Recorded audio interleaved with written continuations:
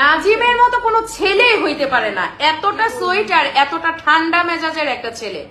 ও এই যে কথা বলে না, কিছু মানুষ আছে না কথা বললে মনে হয় যে অনেক চালাক এরকম, কিন্তু ও এরকম না।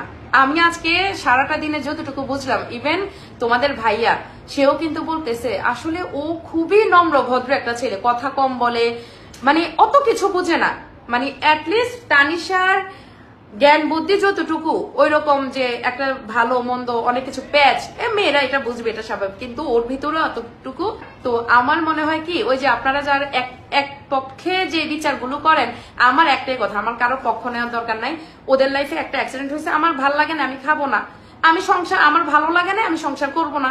ওদের মধ্যে ডিভোর্স হয়ে গেছে, ও এখন ওকে বিয়ে করছে, ভালো আছে, এটা হচ্ছে বাস্তবতা। বিয়েটা হচ্ছে ছেলে খেলা না যে আজকে বিয়ে করলো কালকে ওকে ছেড়ে দিল, কালকে ওকে ছেড়ে দিল, আর ফ্যামিলি ছাড়াও বিয়ে করে নাই, ঠিক আছে, সমাজ ছাড়াও বিয়ে করে নাই, ইভেন ওরা একটা সমাজেও আছে, একটা সোসাইটিতে তারা বিলং করতেছে।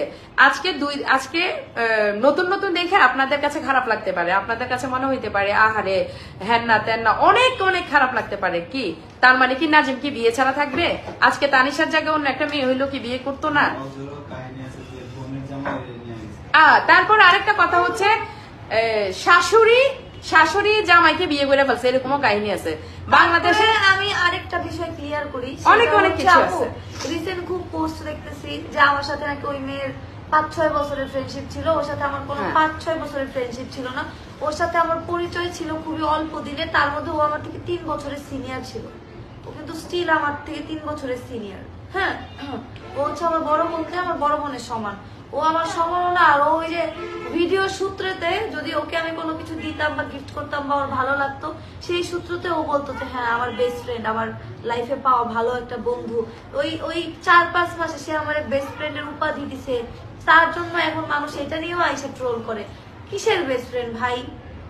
কোন মানুষ তো পরিচয়, আমি আমার ওর সাথে পরিচয়, তার মানে ও আমার বেস্ট ফ্রেন্ড হয়ে যায় না, মানে হ্যাঁ। আর তারপরেও মনে করেন, আমি বলি তারপরে মনে করেন ওর সাথে আমি 3-4 বছর ধরে চলি, হ্যাঁ 3-4 বছরে কোনো প্রবলেম হইলো না, যেই মনে করো প্রবলেম শুরু হইলো ওই মনে করেন পেজ টেজ খুঁজা মানুষ ইনবক্সে হ্যাঁ ওর জন্য হ্যান তান। আচ্ছা আমি সবই বুঝলাম, আমাদের দোষ, আপু একটা ঠান্ডা মাথায় কথাটা তো আমি বলি নাই। আমাদের যে সেপারেশন বা ডিভোর্সের যে ঘটনাটা হয়েছে, এটা কিন্তু অনেকটা টাইম নিয়ে হয়েছে, প্রায় 20 দিন।